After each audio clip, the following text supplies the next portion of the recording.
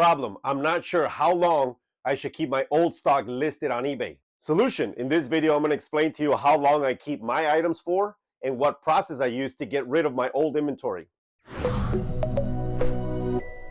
Damien here with Resolutions, a channel dedicated to giving you real solutions without having you sit through long videos filled with nonsense. Let's get to it.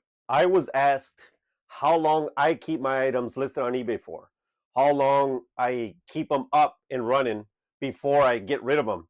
Do I take them to the flea market? Do I sell them on Facebook? Do I just give them to Goodwill? Do I donate them? Do I mark them down insanely, like 90%, and so on and so forth? All these questions were asked, so I said, okay, I'm going to make a video about this. That way, hopefully it'll help some of you. And mind you, I'm going to be shipping in the background, so don't mind the noise. So how long should you keep your items on eBay for? Listed and up and running, right? I'm going to tell you what I do and how long I keep mine for. 1.5 years. And there's a very specific reason for that. So 1.5 years is usually the max. There are some exceptions, and I can discuss those too. But usually my max is 1.5 years. That's 18 months. Let me explain why that is. In 18 months, you would have gone around the calendar once or 1.5 times, right? So let me give you an example. Actually, I think I have an example here. Let's just say that you are selling these. These are cleats. These are not going to sell all year round.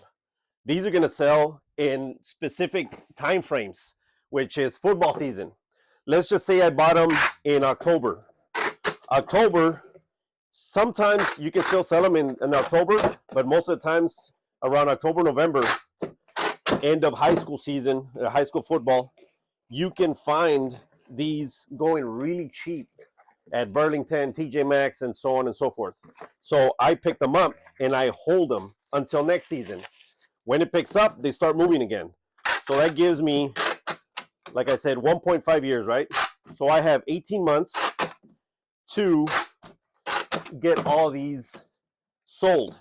That, I believe, is more than enough time for you to sell your product. If you're taking longer than that, then you have to look at what you're selling. I hear this a lot. Well, I buy tail end, or what do they call them? Long tail items. Long tail. What the hell is long tail? People have told me this a bunch of times. Oh yeah, I have an item that I sold yesterday, and it only took me 3.5 years. It only took me 5 years. What the 5 years? Are you kidding me? That is way too long for me. If that's what you do, fine. But I don't have that kind of time, and I don't have that kind of space. I don't want to make space like that. Can I get a bigger warehouse? Sure. Can I get a storage unit? Sure. But I don't want to do that. My business doesn't run that way. I don't want to run it that way because that's just insane. That's a lot of money tied up for a very long time. Unless you're getting it free or super cheap, then it makes zero sense. It decreases your cash flow significantly. And let's just say, fine, you're saying, oh, well, I get mine for free. Okay, but you still have to pay for space. Well, I store them at home. Okay, fine. That's still paying. It's sort of paying for space because you could put something else there that you can store, something newer, something that's going to move faster, but you don't have the space now, so maybe you don't buy that new item. Maybe you don't have a place to allocate that. So that's still, that's just wasted space in my view. Like I said, if that's what you do and that works for you, fine. I'm not ragging on anybody, man. You do you. But that's not how my business works. Now, okay, allow me to explain my process, and maybe you get inspired to use it. Maybe you think it's stupid, and you can tell me, and that's okay, because I love to hear new ideas. Maybe I'm doing it wrong. Maybe you guys can save me some money. But my process runs pretty much like this all the time. I have, after my items have been sitting on eBay, and this is only eBay, mind you, when my items sit for too long, I run a markdown. I run it at 3 months, then I run it at 6 months, I run it at 1 year, and then it varies there from 1 to 1.5 years. But after 1.5 years, if it hasn't sold, with some exceptions, I'm done and I got to get rid of that item, and we're going to go through that. So at 3 months first. So what happens at 3 months mark?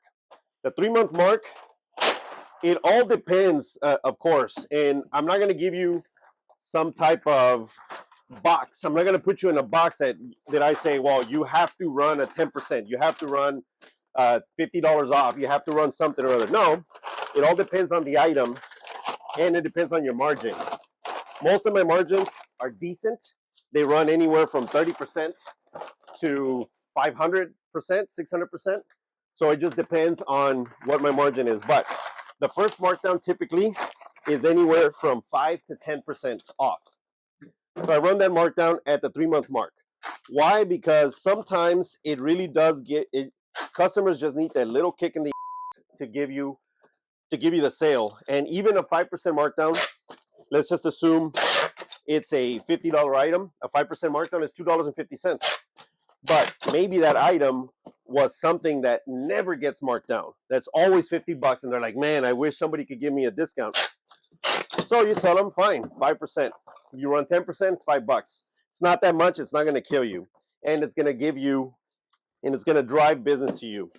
The other thing that it does do is that it helps the system, the algorithm, put you up higher. Because if you run a markdown, let's just say that you run it for a week.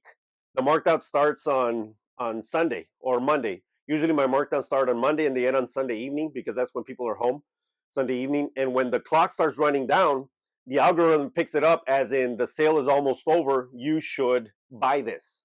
So it puts it up in front of more eyeballs. So I said, great. I do that all the time. Okay. That's 10% off. That's 5% off. That's how it helps. Okay, if it didn't help, they're like, well, 5%, 10% is nothing, man. There's people running 30%. There's other sellers running 40%. Fine. You just say, okay, then that customer is not for you. Then you wait. Once the 6-month mark comes rolling around, then you say, okay, now what? What do you do now? In my case, I do anywhere from 25 to about 30%, sometimes 35% markdown. That is a significant markdown. On a $100 item, you're talking about $75. It's a $25 discount. So they're paying $75. That's a significant markdown, especially when you sell items like this one. Here I have a good example right here. This is an Olympus camera that I got at auction for the unbelievable price of $5. Fucking insane. I love that auction that I go to. Olympus. This camera goes for, or should go for, anywhere from $100 to $189 and in working condition. I haven't checked it, so I'm gonna verify if it works. If it does work, it's gonna fetch more money. If it doesn't work, I could even sell this sucker for parts for about $100. Let's just assume $100 for easy math. So if I give a 25% markdown, the person that was gonna pay $100 for this now only has to pay $75. That's a big difference, especially for something that is hard to find. You can't really find those in that condition. You really can't find those in the market anymore. So that person's gonna say, boom, this is my time to go. This is my time to buy. Buy it now, pay me, done. So that's what I do for the 6-month markdown, 25 to 35%. When it comes to a year, there are two things to take into account here. One is that if I'm selling a product like, let's just say this one, this is a Wii Golf accessory. This is mine, by the way. This is not for sale. But this is a Wii Golf accessory. Say I put this up. As soon as I get this, or as soon as I buy it, I'm going to put it up. Why? Because this sells all year round, right? So your clock starts when you put this up and it's in season, which this technically it's always in season because it's for the Nintendo Switch. Now, look at this. This, technically, my clock starts when season comes around. Let's just say I bought it in October when it wasn't football season. Normally, sometimes I put them up, just leave them up for a whole year, but I don't really do that. I kind of stash merchandise. I don't want it up in the store because it hits my metrics, which I don't want to do because I'm skewing my own KPIs, my key performance indicators. And one indicator is how much merchandise am I moving at a time? What is my sell-through rate? If I put this up knowing that it's not going to sell for a whole year, then it skews my sell-through rate. So I don't do that. I've set them aside. So as soon as season comes in, that's when my timer starts. So this is if it doesn't sell through that season, let's just say August comes around, and then I wait a whole 1.5 years, then they're gone. I got to get rid of them in a different way. But that's what I do. Now, the 1 year mark is a big markdown mark. 50, 60, 70, 80, 90% depends on what it is. Let me give you a quick example. This right here, these are trinket boxes. They don't sell as fast as a bunch of other things, but I can tell you from my experience, if you get the right trinket boxes, you can make money. I got these for 50 cents at auction from a huge lot, and I have a bunch of these. And they're real pretty, and some of these are MCM. They're mid-century modern. So they do sell because they're hot right now. Now, if these are sitting for a year, I can tell you right now, because of my margin, I mean, I bought them for 50 cents, so who cares, right? Say I'm selling them for about 20 bucks. I'm going to start with a 50% markdown at the 1 year mark. Then 1 year, 1 month, I go 60%. 1 year, 2 months, I go 70%, and so on until it becomes more hassle to sell it and ship it than it is to make a sale. Because I'm not trying to cover up bad or negative feedback, because I don't have negative feedback. I'm not trying to game the system like people do. They sell a bunch of at a loss because they want all those sales. They want all those, oh my God, look at how many reviews I have. Look at how many sales I have. I don't do that. What I need to do is think, is it going to cost me more money to ship this out? It's a pain in the ass to ship these sometimes because they got to be very protected. So if I'm making $2, the customer buys shipping fine. But if I'm selling it for $2 because it's got a 90% off, and that's Amazon. If I'm selling this at 90% off, so I'm making like $2, right? I bought it for 50 cents. So it's gonna cost me $1.50. And then what did this cost me? Because I'm gonna have to wrap this. What did the box cost me? So you know what? At that point, this is what I do is that I re-gift these, especially the pretty boxes like this one. I can re-gift them during Christmas. I give them to family members with stuff inside, maybe just stuff in money. Who the hell's not gonna like money in a little pretty box like this? We give them away. We have a garage sale. I go to the flea market sometimes, my local flea market, to do that. If not, if I don't have time or I don't want to do that, then I put everything in a box and I take it somewhere for donation. Either a local Catholic church. I can take it to Goodwill. I can take it to a hospice. I can take it to somewhere that somebody will use it and appreciate it, because I don't want to throw these away. You don't want to be wasteful either. So that's what happens with items at a 1 year mark. Let me put these away. Now let me discuss the other exceptions to this rule of markdowns and how long I take to get rid of merchandise. This is one of them. This is awesome.